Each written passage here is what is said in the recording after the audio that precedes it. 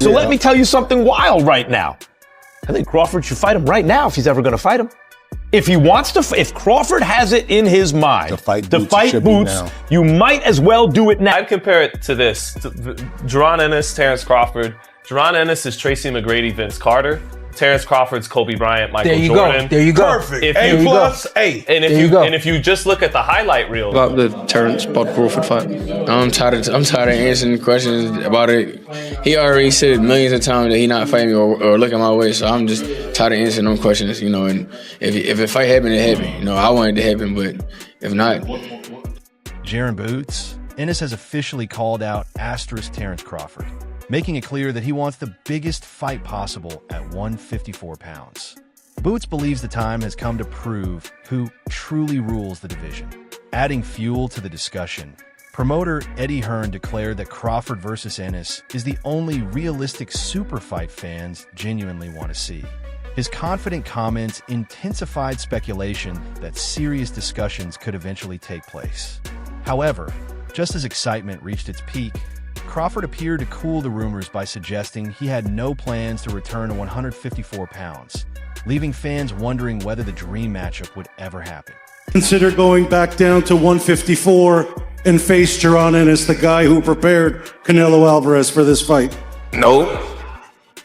I ain't going down 154. Crawford made it clear he has no plans to return to 154 for Ennis, leaving fans divided. While some believe he's protecting his legacy, others question whether he's avoiding the division's hottest young contender.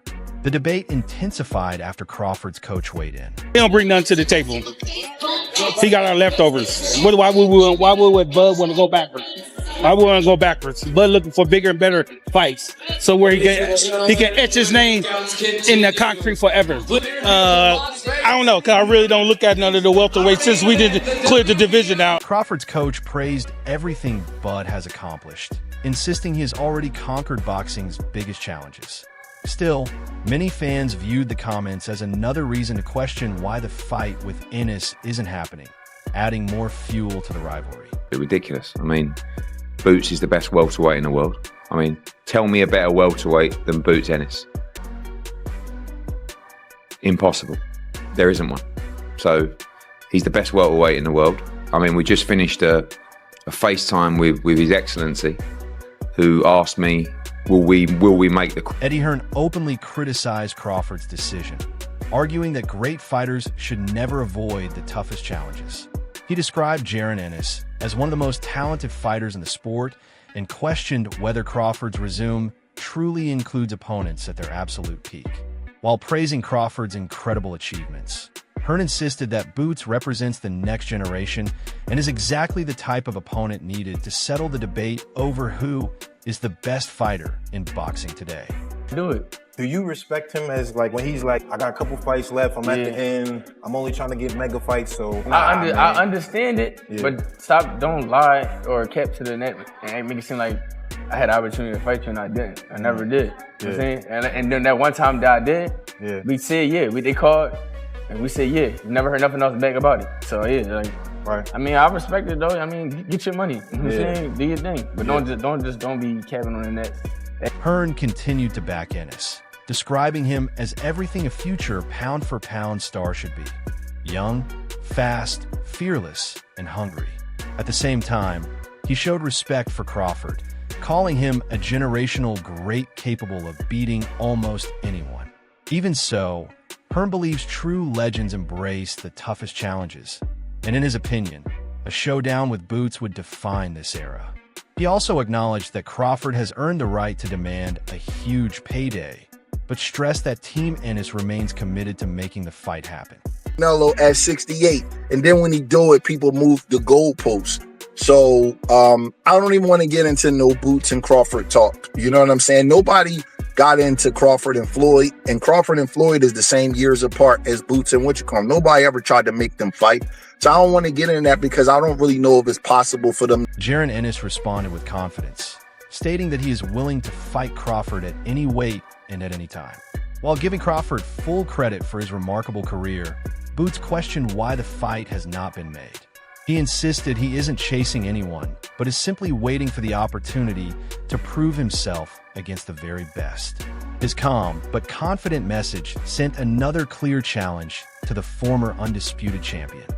Brady Floyd would have gave Crawford a shot, but he didn't, and nobody cared. It wasn't like it was a duck. It wasn't a duck. It was like they kind of different eras, even though they fighting at the same time.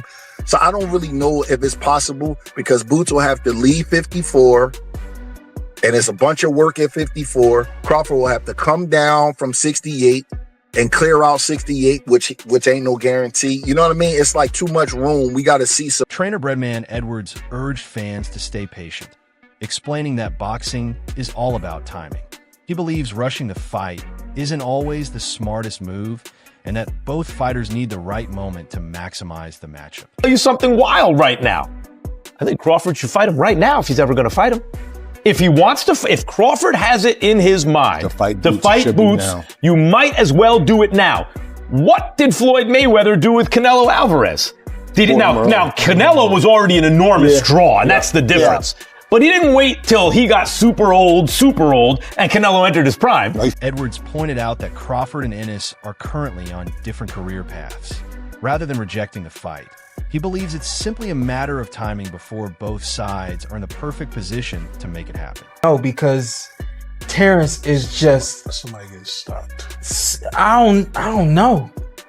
That this fight right here, if this fight were to happen this year, it will go down in history as one of the classic fights that go with the Marvin Hagler and Tommy Hearns, that go with the Ray Leonard and Max Kellerman disagreed, saying now is the ideal time for Crawford and Ennis to fight while both are still performing at an elite level.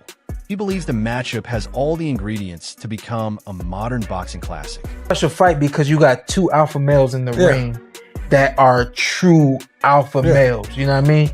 I was an alpha male until I got in the ring with that dude. It just that dude, like, it was like the more he wasn't allowing me to do he wasn't, and it was like, damn, okay.